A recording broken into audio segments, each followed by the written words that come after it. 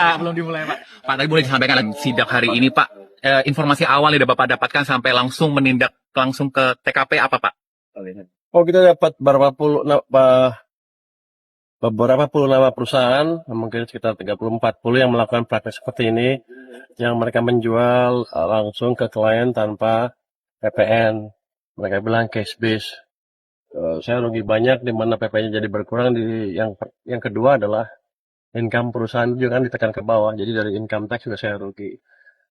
Kita ingin perbaiki itu supaya ke depan nggak ada lagi praktek seperti ini, supaya ada persaingan yang fair di pasar. Kalau perusahaan melakukan ini kan harganya lebih murah dibanding perusahaan yang betul-betul menjalankan usahanya sesuai dengan peraturan. Itu nggak fair, seolah kita menghukum orang yang baik. Jadi ini salah satu tindakan yang memberikan sinyal ke para pemain itu, jangan melakukan hal seperti ini lagi.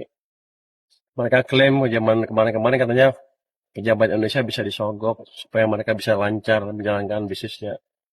Sekarang saya buktikan kita tidak bisa disogok. Kalau main-main ya kita hajar terus.